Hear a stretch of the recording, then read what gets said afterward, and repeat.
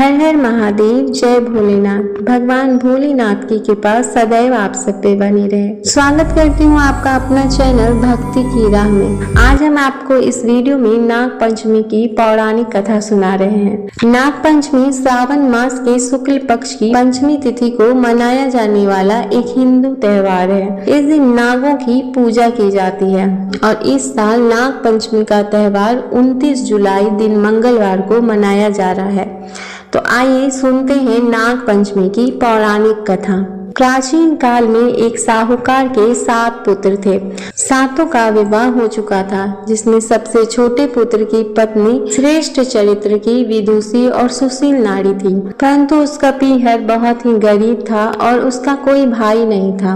एक दिन बड़ी बहू ने घर लीपने को पीली मिट्टी लाने के लिए सभी बहुओं को साथ चलने को कहा, तो सभी बहुओं ने धलिया और खुरपी लेकर वहां मिट्टी खोदने लगी।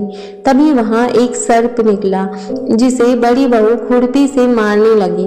यह देखकर छोटी बहू ने उसे रोकते हुए कहा, मत मारो इसे, यह बेचारा निरपराध है। यह सुनकर बड़ी बहू ने उसे नहीं मारा।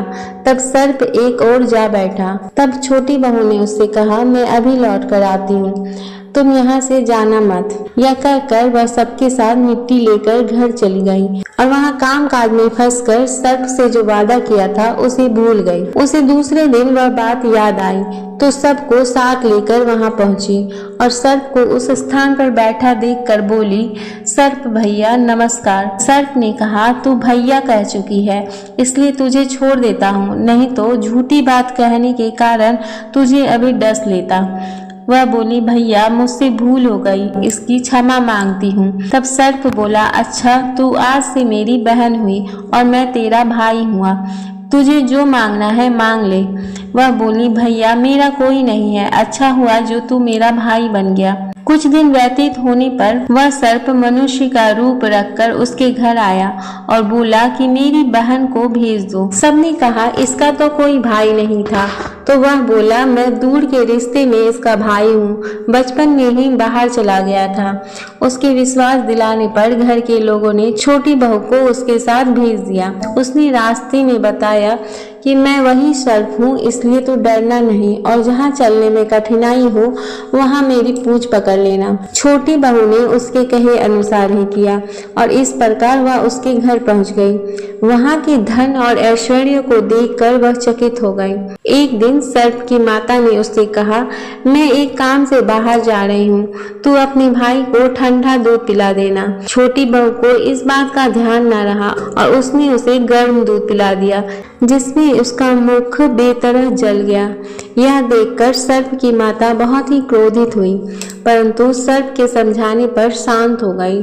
तब सर्प ने कहा कि बहन को अब उसके घर भेज देना चाहिए। तब सर्प और उसके पिता ने बहुत सारा सोना, चांदी, जवाहरात, वस्त्र, आभूषण आदि देकर उसको उसके घर पहुंचा दिया। इतना ढेर सारा धन देखकर बड़ी बहू ने ईर्ष्या से कहा, भाई तो बड़ा धनवान है, तुझे तो उससे और भी धन लाना चाहिए। सर्प ने यह वचन सुना तो सब वस्तुएं सोने की लाकर दे दी। यह देखकर बड़ी बहू ने कहा, इन्हें झाड़ने की झाड़ू भी सोने की होनी चाहिए। तब सर्प ने झाड़ू भी सोने की लाकर रख दी। सर्प ने छोटी बहू को हीरा मनियों का एक अद्भुत हार दिया था। उसकी प्रशंसा उस देश की रानी ने भी सुनी और वह राजा से बोली कि सेठ की छोटी बहू का हार मुझे चाहिए। राजा ने मंत्री को हुक्म दिया और उससे वह हार लाकर शीघ्र उपस्थित होने का आदेश दिया। मंत्री ने सेठ जी से जाकर कहा कि महारानी जी छोटी बहू का हार पहनेंगी, वह उससे लेकर मुझे दे दो। सेठ जी ने डर के कारण छोटी बहू से हार मांगकर दे दिया और छोटी बहू को यह बात बहुत बुरी लगी। उसने अपने सर्प भाई को याद किया और आने के लिए प्रार्थना की, भैया रानी ने वह हार छीन लिया है, तुम कुछ ऐसा करो कि जब वह हार उसके गले में रहे तब तक के लिए सर्प बन जाए और जब वह मुझे लौटा दे तब हीरो और मनियों का हो जाए। सर्प ने ठीक वैसा ही किया। जैसे ही रानी ने हार पहना वैसे ही वह सर्प बन गया। यह देखकर रानी चीख पड़ी और रोने लगी। यह देखकर राजा ने सेठ के पास खबर भेजी। यह देखकर राजा ने सेठ के पास खबर भेजी कि छोटी बहू को तुरंत भेजो। सेठ जी डर गए कि राजा न जाने क्या करेगा। वे स्वयं छोटी बहू के साथ लेकर उपस्थित हुए। राजा ने छोटी बहू से पूछा, तूने क्या जादू किया है, मैं तुझे दंड दूंगा। छोटी बहू बोली, राजन धृष्टता क्षमा कीजिए, यह हार ही ऐसा है कि मेरे गले में हीरों और मणियों का रहता है और दूसरे के गले में सर्प बन जाता है। यह सुनकर राजा ने वह सर्प बना हार उसे देकर कहा कि अभी पहन कर दिखाओ। छोटी बहू ने जैसे ही उसे पहना वैसे ही हीरो और मणियों का हो गया। यह देखकर राजा को उसकी बात का विश्वास हो गया और उसने प्रसन्न होकर उसे बहुत सी मुद्राएं पुरस्कार में दी। छोटी बहू हार सहित इतने पुरस्कार लेकर घर लौट आई। उसके धन को देखकर बड़ी बहू ने ईर्ष्या के कारण उसके पति को सिखाया कि छोटी बहू के पास कहीं से धन आया है। यह सुनकर उसके पति ने अपनी पत्नी को बुलाकर कहा, ठीक ठीक बता कि यह धन तुझे कौन देता है। तब वह सर्प को याद करने लगी।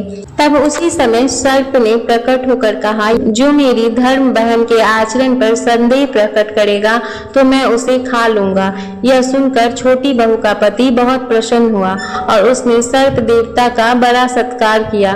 उसी दिन से नाग पंचमी का त्योहार मनाया जाता है और स्त्रियां सर्प को भाई मानकर उनकी पूजा करती हैं। उम्मीद है आपको यह वीडियो पसंद आया होगा। वीडियो को लाइक करें, शेयर करें और कमेंट करें और साथ ही यदि आपने हमारे चैनल को अभी तक सब्सक्राइब नहीं किया है तो चैनल को अभी सब्सक्राइब करें और बेल आइकन प्रेस करके सारी नोटिफिकेशन ऑन कर लें। धन्यवाद।